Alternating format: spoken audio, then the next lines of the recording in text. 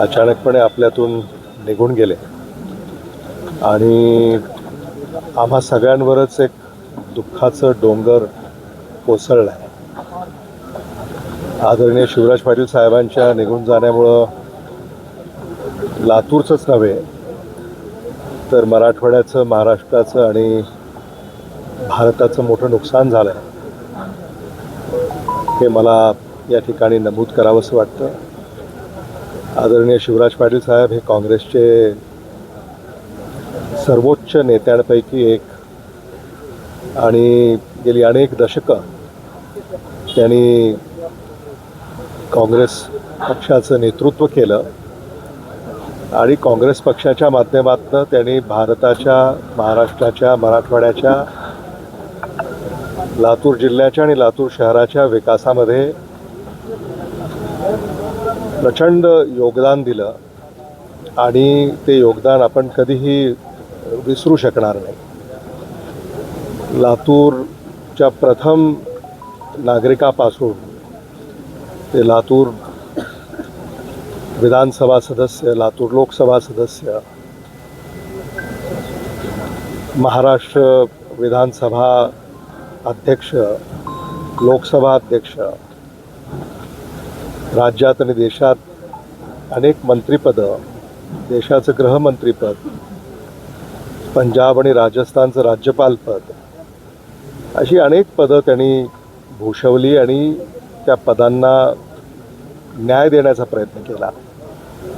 सुसंस्कृत राजकारण काय असतं हे आम्ही त्यांच्याकडनं शिकलो आणि मला असं वाटतं की हीच लातूरची ओळख आदरणीय शिवराज पाटील साहेबांमुळं जगाला झाली आणि आज त्यांचं आपल्यातून निघून जाणं हे वेदनादायी आहे. मला तर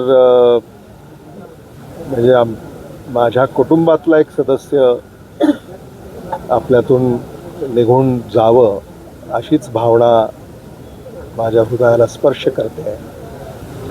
आदरणीय विलासराव देशमुख साहेब, आदरणीय शिवराज पाटील साहेब यांचा स्नेह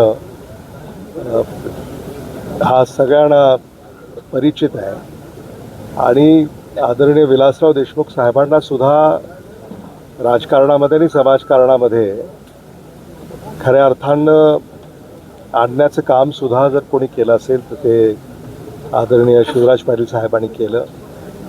ते आम्ही कधीही विसरू शकणार नाही आणि म्हणून देशमुख कुटुंबियांवर नेहमीच एक मायेचा हात त्यांचा राहिलेला आहे. देशमुख कुटुंबियाच्या सगळ्याच सदस्यांना त्यांचा नेहमीच स्नेह आणि आशीर्वाद लाभला. मला देखील त्यांनी आपल्या मुलाप्रमाणे नेहमी वागवलं, मानलं आणि आज कोणत्या शब्दामध्ये हे दुःख मांडावं किंवा प्रकट करावं हे मला सुचत नाही आहे. माझ्यासारखेच माझे सगळे सहकारी जे इथं आहेत किंबहुना जे इथं नाही आहेत ते सारेच त्यांच्या डोक्यावरचं एक छत्र हरवल्यासारखं भावना निश्चित आमच्या सगळ्यांच्या मनामध्ये आहे. मी